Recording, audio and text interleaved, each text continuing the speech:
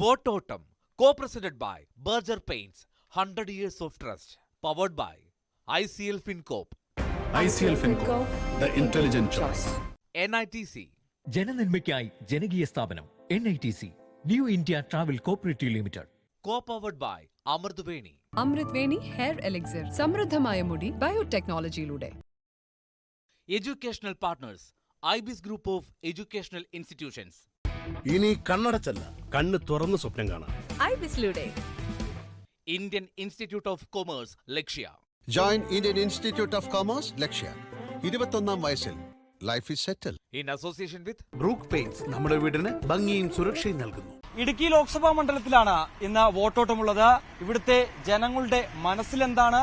ഒപ്പം തന്നെ നിലവിലെ MP ഡീൻ കുര്യാക്കോസിനൊപ്പമാണോ, അതോ LDF സ്ഥാനാർത്ഥി ജോയിസ് ജോർജിനൊപ്പമാണോ, അതോ NDA സ്ഥാനാർത്ഥി സംഗീത വിശ്വനാഥിനൊപ്പമാണോ ഇവിടുത്തെ ജനങ്ങളുടെ മനസ്സ് എന്നുള്ള കാര്യങ്ങളൊക്കെ നമുക്ക് നോക്കാം. അവരുടെ പ്രതികരണങ്ങൾ നോക്കിയ ശേഷം തിരികെ എത്താം.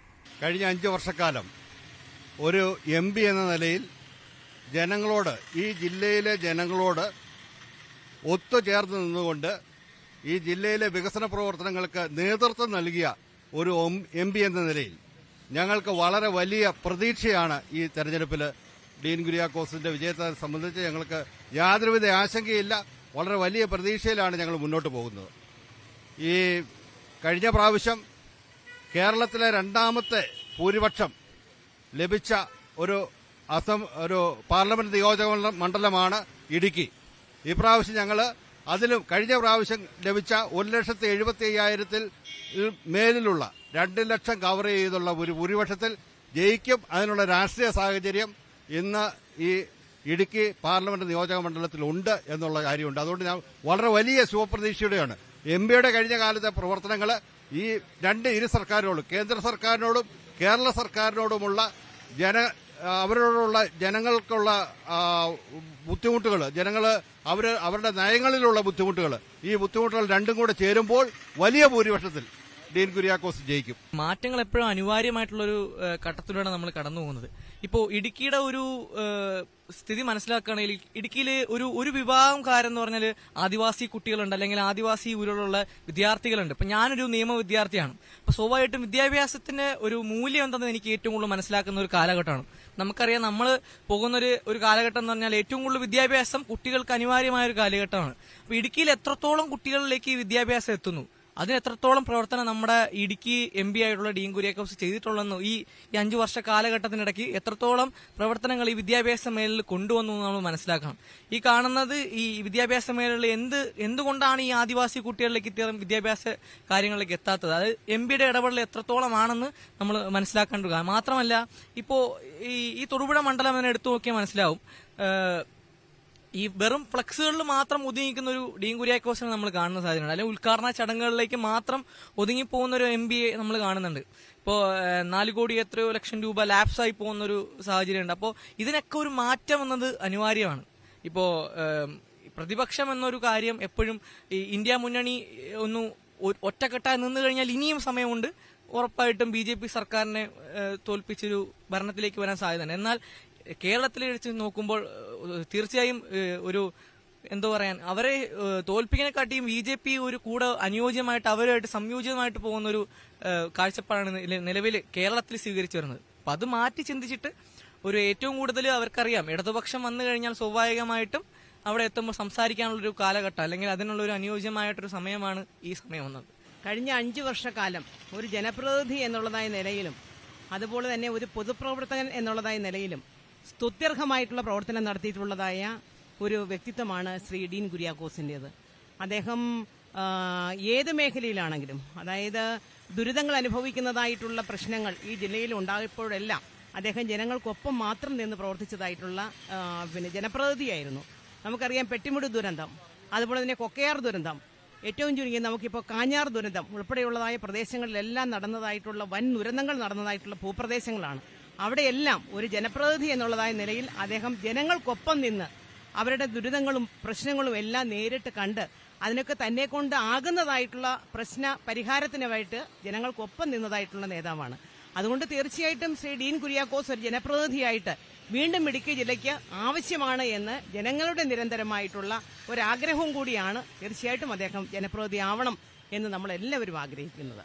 വന്യജീവി പ്രശ്നവുമായിട്ട് ബന്ധപ്പെട്ടുകൊണ്ട് ധാരാളം അതായത് ജനങ്ങളുടെ ജീവൻ നിരന്തരം നഷ്ടപ്പെട്ടുകൊണ്ടിരിക്കുന്നതായിട്ടുള്ള സാഹചര്യത്തിലെല്ലാം അദ്ദേഹം അത് ജനങ്ങൾക്കൊപ്പം നിന്നുകൊണ്ട് അവർക്ക് ഏതെല്ലാം നിയമപരമായിട്ടുള്ള പ്രശ്നങ്ങൾ ഇടപെടുവാനും അതുപോലെ തന്നെ ജനങ്ങളെ സംബന്ധിച്ചിടത്തോളം അവരുടെ രൂക്ഷമായിട്ടുള്ള ഈ വന്യജീവി ആക്രമണത്തിൽ നിന്ന് അവരെ ഏത് വിധേനയാണ് രക്ഷപ്പെടുത്തേണ്ടത് അതിനു വേണ്ടിയിട്ട് ഓരോ തന്നാലാവുന്നതായിട്ടുള്ള പ്രവർത്തനങ്ങൾ നടത്തുന്നതിൽ അദ്ദേഹം എന്നും മുൻപന്തിയിലായിരുന്നു. നമുക്കറിയാം, ഇപ്പോൾ വന്യജീവി പ്രശ്നം ഏറ്റവും കൂടുതൽ ഹൈറേഞ്ച് മേഖലയെ നേരിട്ടുകൊണ്ടിരിക്കുകയാണ്. നാട്ടിൻ പ്രദേശത്തേക്കും ഒക്കെ ഇറങ്ങിക്കഴിഞ്ഞു വന്യജീവികൾ. ഇതിനൊക്കെ നിരന്തരമായിട്ടുള്ള ആവശ്യങ്ങൾ പാർലമെന്റിൽ ഉന്നയിക്കുവാനും അതുപോലെ തന്നെ എന്തെങ്കിലും ഒരു പ്രശ്നം ഉണ്ടായിക്കഴിഞ്ഞാൽ വന്യജീവി ആക്രമണത്തിൽ മരണപ്പെട്ടതായിട്ടുള്ള കുടുംബങ്ങൾക്ക് അവർക്ക് പരിഹാരം, അവരുടേതായിട്ടുള്ള ഈ ജീവൻ നഷ്ടപ്പെട്ടപ്പോൾ കുടുംബത്തിന് നിരാലംബരായിട്ടുള്ള കുടുംബങ്ങൾക്കൊക്കെ സഹായം ലഭ്യമാക്കുന്നതിൽ, അത് സർക്കാരിൽ നിന്നുള്ളതായ സഹായം ലഭ്യമാക്കുന്നതിലൊക്കെ അദ്ദേഹം ജനങ്ങൾക്കൊപ്പം നിന്നിട്ടുണ്ട്. ഇടുക്കിയുടെ മനസ്സറിയുന്ന ഒരാളാണ് ജോയ്സ് ജോർജ്.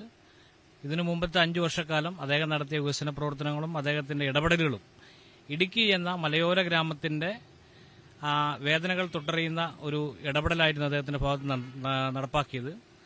അതുപോലെ ഈ മലയോര മേഖലയാകെ ആദ്യമായി ഒരു സെൻട്രൽ ഫണ്ട് എത്തിക്കുന്ന ഒരു കാര്യം ചെയ്യാൻ ജോയ്സ് ജോർജിന് കഴിഞ്ഞു.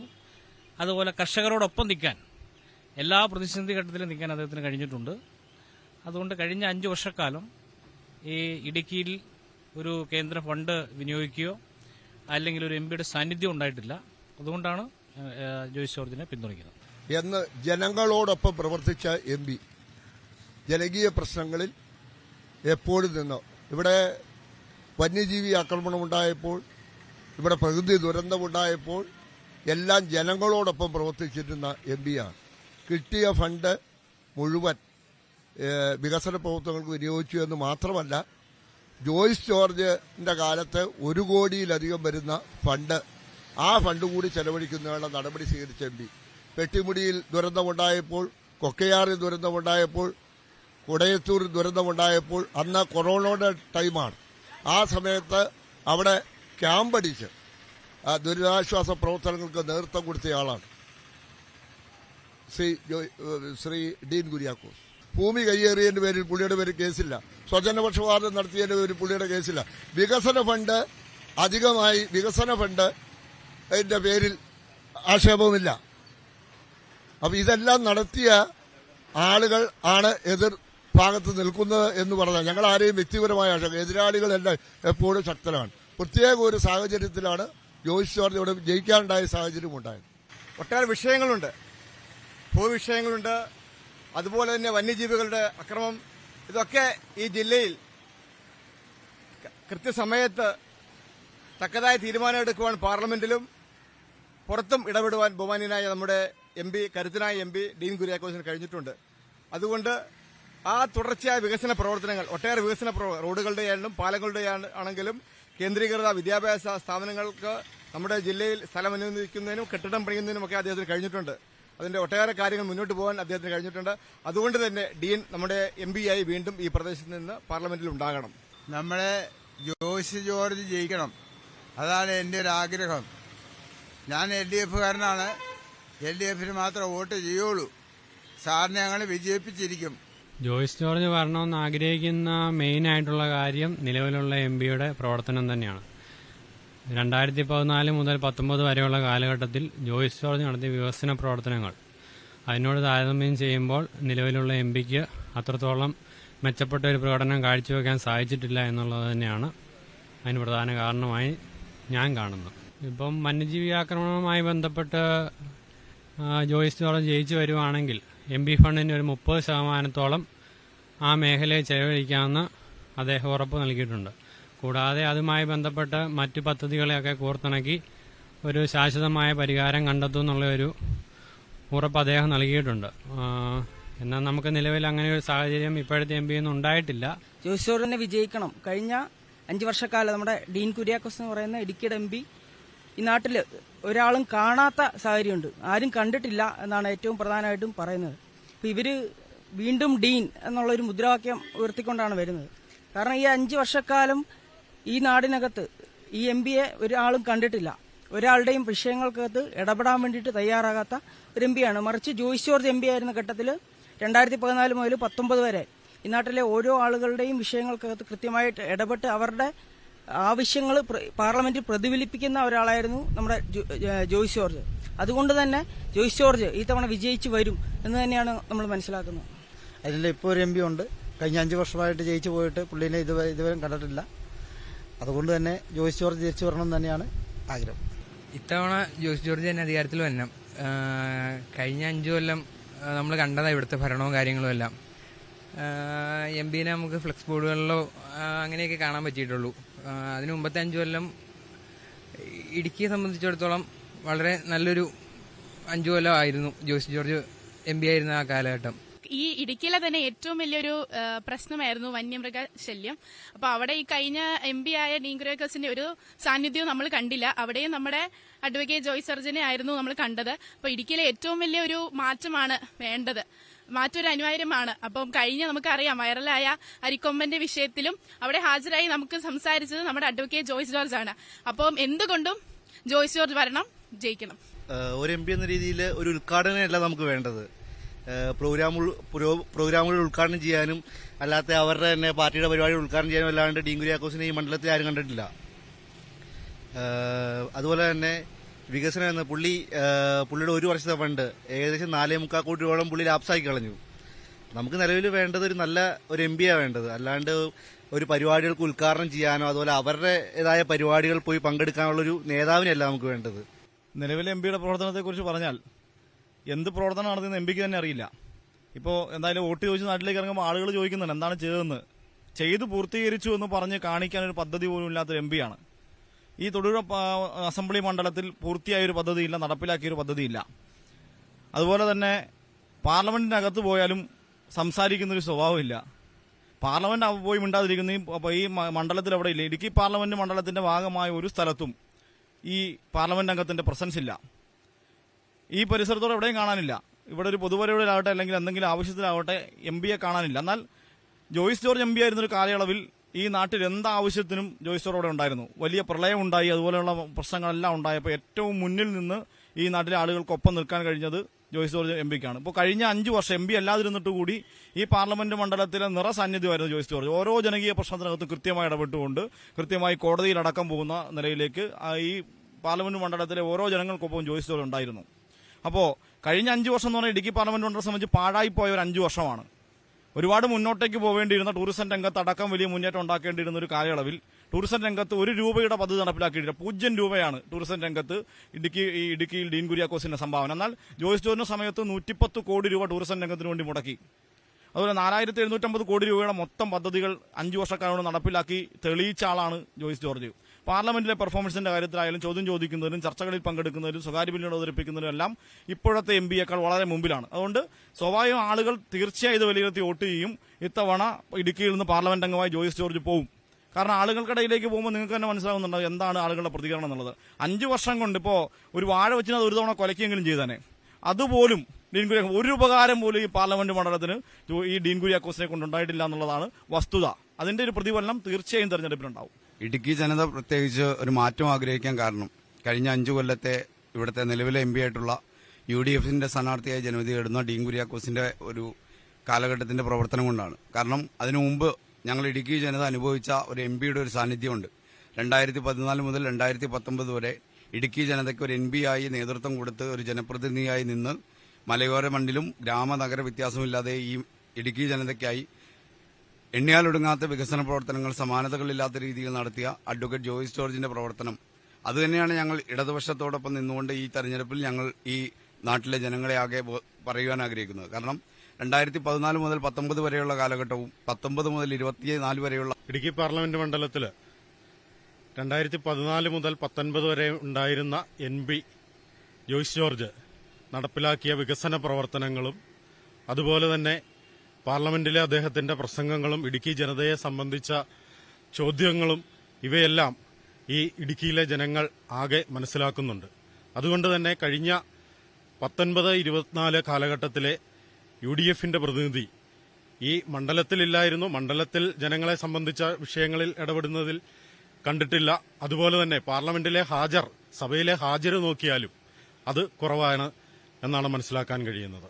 ആ നിലയിൽ ഇടുക്കി ജനതയ്ക്ക് വേണ്ടി ഒരു പ്രവർത്തനങ്ങളും നടത്താതെ വീണ്ടും ഇടുക്കിയിൽ എന്ന് പറഞ്ഞുകൊണ്ട് ഡീൻ വരുന്നത് കഴിഞ്ഞ തെരഞ്ഞെടുപ്പിന് ഇടുക്കിയിലേക്ക് വന്നു. അതിനുശേഷം ഈ തെരഞ്ഞെടുപ്പിനാണ് ഇടുക്കിയിൽ വീണ്ടും ഡീൻ എന്ന് പറഞ്ഞുകൊണ്ട് തന്നെ ഈ ഇടുക്കിയിലേക്ക് വന്നിട്ടുള്ളതെന്ന് കാണാൻ കഴിയും. അതിനു മുമ്പുണ്ടായിരുന്ന MBയെ ഈ നിലവിലെ MBയുമായി കമ്പയർ ചെയ്യുമ്പോൾ ഏറ്റവും മികച്ചത് ഇടതുപക്ഷ ജനാധിപത്യ മുന്നണിയുടെ MB എന്ന നിലയിൽ അഡ്വക്കേറ്റ് ജോയ്സ് ജോർജ് നടപ്പിലാക്കിയ പ്രവർത്തനങ്ങൾ തന്നെ ജനങ്ങൾ വിലയിരുത്തും എന്നുള്ളതാണ് എന്റെ പക്ഷം. സംഗീത വിശ്വനാഥൻ വിജയിക്കണമെന്ന് ആഗ്രഹിക്കുന്നത് NDAയുടെ സ്ഥാനാർത്ഥിയായി മത്സരിക്കുന്നത് കൊണ്ട് തന്നെയാണ്.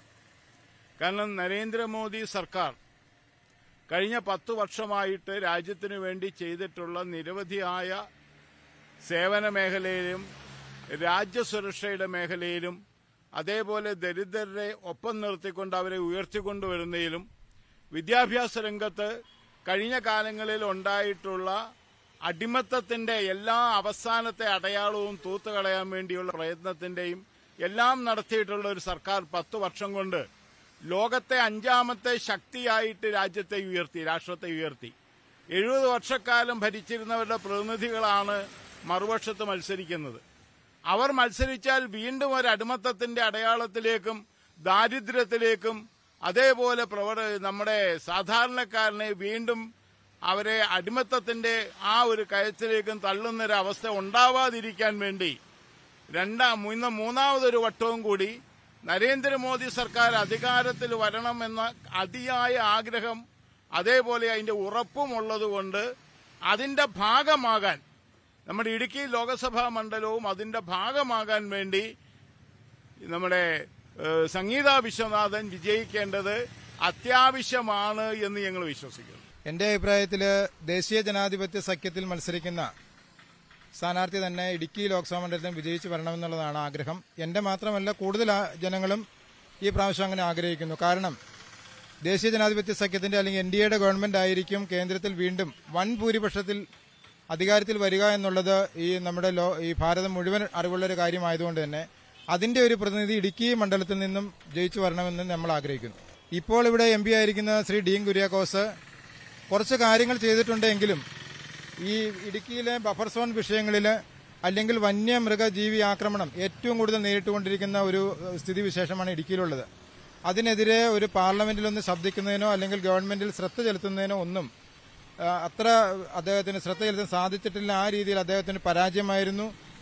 ഏറ്റവും നമ്മുടെ വികസന കാര്യത്തിൽ അദ്ദേഹം ശ്രദ്ധ ചെലുത്തിയിട്ടില്ല. അല്ലെങ്കിൽ കേന്ദ്ര ഗവൺമെന്റിന്റെ പ്രമേയങ്ങളിലൊന്നും ഉൾപ്പെടുത്താൻ ഒരു പാർലമെന്റേറിയൻ എന്ന നിലയിൽ അദ്ദേഹം പരാജയമായിരുന്നു എന്നുള്ളതാണ് നമ്മുടെ അഭിപ്രായം. ഇടുക്കിയില് സാധാരണ വീട്ടമ്മമാര് അതുപോലെ ഇവിടുത്തെ പ്രദേശവാസികളെല്ലാം ആഗ്രഹിക്കുന്നത് സംഗീത വിശ്വനാഥന്റെ ഒരു വിജയം തന്നെയാണ്. കാരണം നമ്മുടെ മലയോര ഗ്രാമമായ ഇടുക്കിയില് കേന്ദ്ര സർക്കാരിന്റെ വിവിധ ജനക്ഷേമ പദ്ധതികൾ ഇനിയും നമ്മുടെ ജില്ലയിൽ നടപ്പിലാക്കേണ്ടതുണ്ട്.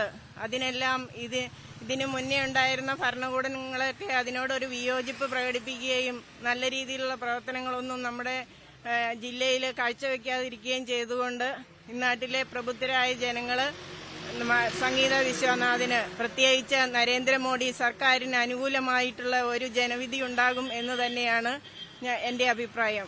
നിലവിൽ ഉള്ള ഭരണകൂടത്തിന്റെ ഭാഗത്തുനിന്ന് ഇന്നുവരെ ഒരു അനുകൂലമായിട്ടുള്ള നടപടികളൊന്നും തന്നെ ഉണ്ടായിട്ടില്ല. അതിനൊരു ഉദാഹരണമാണല്ലോ തുടർച്ചയായിട്ട് വരുന്ന ഈ വന്യജീവി ആക്രമണങ്ങള്. എതിരായിട്ടൊരു നടപടികൾ പോലും സ്വീകരിക്കുന്നില്ല. അപ്പം നമ്മുടെ NDAയുടെ സ്ഥാനാർത്ഥി നമ്മുടെ സംഗീത വിശ്വനാഥൻ അതിനൊക്കെ ഒരു പ്രാധാന്യം കൊടുക്കുമെന്ന് തന്നെ അവരുടെ പ്രകടന പത്രികയിൽ പറയുന്നുണ്ട്. തീർച്ചയായും ദേശീയ ജനാധിപത്യ സഖ്യം ഇടുക്കിയിൽ മാത്രമല്ല 540 ലോക്സഭാ മണ്ഡലങ്ങളിൽ ഏതാണ്ട് കണക്കനുസരിച്ച് 407 സീറ്റുകളിൽ ഏതാണ്ട് ഭൂരിപക്ഷം ലഭ്യമാകുമെന്നാണ് എല്ലാ സർവേകളും സൂചിപ്പിക്കുന്നത്. അതോടൊപ്പം തന്നെ ഇടുക്കിയും അതിനകത്ത് ഭാഗവാക്കാകുമെന്ന് ഞങ്ങൾ ആത്മാർത്ഥമായി വിശ്വസിക്കുകയാണ്. കാരണം പണ്ടെങ്ങുമില്ലാത്ത സമഗ്രമായ വികസനമാണ് ഇടുക്കിയിൽ കഴിഞ്ഞ 10 വർഷക്കാലമായി നരേന്ദ്രമോദിയുടെ ഗവൺമെന്റ് നടപ്പാക്കിയിട്ടുള്ളത്. നമുക്കറിയാം, അരിക്കൊമ്പനെ കൊണ്ടുപോയ റോഡ് മുതൽ ചെറുതോണിയിലെ പാലം വരെ എല്ലാം ഇടുക്കി MBയുടെ സംഭാവനയാണ് എന്നാണ് അദ്ദേഹം അവകാശപ്പെടുന്നത്. അത് കേൾക്കുമ്പോൾ യഥാർത്ഥത്തിൽ മലർപ്പൊടിക്കാരന്റെ സ്വപ്നമെന്ന് മാത്രമേ ഞങ്ങൾക്ക് ചിന്തിക്കാൻ പറ്റുള്ളൂ. കാരണം ദേശീയ ജനാധിപത്യ സഖ്യവും ഭാരതീയ ജനതാ പാർട്ടിയും അതിന്റെ ഘടകങ്ങൾ, ജില്ലാ ഘടകവും സംസ്ഥാന ഘടകവുമെല്ലാം സമഗ്രമായ വികസനത്തിന്റെ രേഖ ഇടുക്കിയെ സംബന്ധിച്ച് പ്രധാനമന്ത്രിക്കും ബന്ധപ്പെട്ട നിതിൻ ഗഡ്കരിക്കുമെല്ലാം സമർപ്പിച്ചതിന്റെ അടിസ്ഥാനത്തിൽ കൂടിയാണ് ഒരു MP എന്നുള്ള നിലയിൽ അദ്ദേഹത്തിന്റെ പരിശ്രമമുണ്ടാവും. പക്ഷേ അത് പൂർണ്ണമാക്കുന്നതിൽ ഏതാണ്ട് ഒരു MPക്ക് ചെലവാക്കാൻ പറ്റുന്ന നിശ്ചിതമായ തുകയുണ്ട്. പക്ഷെ അദ്ദേഹം തന്നെ അവകാശപ്പെടുന്ന 5000 കോടി രൂപയുടെ വികസനം ഇടുക്കി പാർലമെന്റ് മണ്ഡലത്തിൽ നടപ്പാക്കിയത്. അതിന്റെ അർത്ഥം സൂചിപ്പിക്കുന്നത് MPയേക്കാൾ ഉപരി രാഷ്ട്രത്തെയും അല്ലെങ്കിൽ ആ പാർലമെന്റ് മണ്ഡലത്തിലെ ജനങ്ങളെയും സേവിക്കുന്ന ഒരു പ്രധാന സേവകന്റെ വളരെ ഉദാത്തമായ പരിശ്രമത്തിന്റെ ഭാഗമായിട്ടാണ് ഇന്നിപ്പോൾ ഇടുക്കിയിൽ ഉണ്ടായിട്ടുള്ള വികസനങ്ങൾ. ഡീൻ കുര്യാക്കോസ് ഒരു MP എന്ന നിലയിൽ ഇവിടെ പരാജയമാണ്. അത്യാവശ്യം ഈ നാട്ടിലൊക്കെ വല്ലപ്പോഴും വന്നു പോകുന്നു എന്നതിനുപരിയായി ഇടുക്കി പാർലമെന്റിൽ അദ്ദേഹത്തിന്റെ ബൗദ്ധികവും അദ്ദേഹത്തിന്റെ പാർട്ടിയുടെ ചിന്തയുടെയും ഒക്കെ ഫലമായിട്ട് ഉയർത്തിക്കാട്ടാൻ പറ്റുന്ന ഏതെങ്കിലും ഒരു പദ്ധതി അദ്ദേഹം നടപ്പാക്കിയതായിട്ട് ഞങ്ങൾക്ക് കാണാൻ സാധിക്കില്ല. അദ്ദേഹത്തിന് കാണിച്ചു തരുവാനും സാധിക്കില്ല. മറിച്ച് രാഷ്ട്രീയത്തിനും പ്രദേശത്തിനുമൊക്കെ അതീതമായി രാഷ്ട്രത്തിന്റെ സമഗ്ര വികസനം ലക്ഷ്യമാക്കി പ്രവർത്തിക്കുന്ന നരേന്ദ്രമോദി സർക്കാർ ഒരു രാഷ്ട്രീയ പക്ഷഭേദവുമില്ലാതെ ഇടുക്കിക്ക് നിർലോഭമായി അനുവദിച്ച പദ്ധതികൾ, അത് മൂന്നാർ ഹൈവേയും ചെറുതോണിയിലെ പാലവും മറ്റ് ഗ്രാമീണ റോഡുകളും ഒക്കെ അടക്കം ഉള്ളതല്ലാതെ ഒന്നും MPയുടെ സംഭാവനയായി MPയുടെ ഇടപെടലിലൂടെ നടത്തിയതായിട്ട് യാതൊന്നും കാണുവാൻ സാധ്യമല്ല. അദ്ദേഹം ഒരു പ്രതിപക്ഷത്തിന്റെ റോളിൽ വന്നുകൊണ്ട് കോതമംഗലത്ത് ഒരു കാട്ടാന ആളെ കൊലപ്പെടുത്തിയപ്പോൾ അദ്ദേഹം സമരരംഗത്ത് വന്ന് ഒരു നിഷേധാത്മകമായ സമരം നടത്തിയതാണ് അദ്ദേഹത്തിന്റെ ഒരു സംഭാവനയായി, ഒരു ഇടപെടലായി കാണുന്നത്. മറിച്ച് ഈ കാടിറങ്ങുന്ന മൃഗങ്ങളെ എന്തുകൊണ്ട് ഇറങ്ങുന്നു, അതിലെന്താണ് പ്രതിവിധി, അതിന്റെ പ്രോജക്ട് റിപ്പോർട്ട് തയ്യാറാക്കുവാനോ അത് ഗവൺമെന്റ് ശ്രദ്ധയിൽ കൊണ്ടുവരുവാനോ ഒന്നും തയ്യാറായിട്ടില്ല. അപ്പോൾ MP എന്ന നിലയിൽ അദ്ദേഹം സ്ഥാനങ്ങൾ അലങ്കരിക്കുന്നു, ആനുകൂല്യങ്ങൾ കൈപ്പറ്റുന്നു എന്നതിനുപരിയായി ഈ 5 വർഷവും ഒന്നും സ്വന്തമായി ചെയ്യാതെ പാർലമെന്റിൽ എന്തെങ്കിലും ഇടപെടലുകൾ നടത്താത്ത ഒരു തികഞ്ഞ പരാജയമാണ്. ഗവൺമെന്റ് കൊടുത്ത ഫണ്ടിൽ പോലും പൂർണ്ണമായി വിനിയോഗിച്ചിട്ടില്ല എന്ന് പറയുമ്പോൾ അദ്ദേഹത്തിന്റെ കെടുകാര്യസ്ഥതയും അലംഭാവവും നമുക്ക് ബോധ്യമാകുന്നതാണ്. കർഷക പ്രശ്നങ്ങളും ഒപ്പം തന്നെ വന്യജീവി ആക്രമണങ്ങളുമാണ് ഇവിടുത്തെ ജനങ്ങൾ പ്രധാനമായും ഉന്നയിക്കുന്നത്. ഇക്കാര്യത്തിലൊക്കെ സ്ഥായിയായിട്ടുള്ള ഒരു പരിഹാരം വേണമെന്നുള്ള ആവശ്യമാണ് ജനങ്ങൾ പറയുകയും ചെയ്യുന്നത്. എന്തായാലും ഇക്കാര്യത്തിൽ ഒരു സ്ഥായിയായ പരിഹാരം കാണുമോ എന്ന് നമുക്ക് കാത്തിരുന്ന് തന്നെ കാണണം. ഇതൊക്കെയാണ് ഇടുക്കിയിലെ ജനമനസ്സിന് പറയാനുള്ളത്. നാളെ വീണ്ടും കാണാം മറ്റൊരു ലോക്സഭാ മണ്ഡലത്തിൽ നിന്നും. അതുവരേക്കും സൈനിങ് ഓഫ്.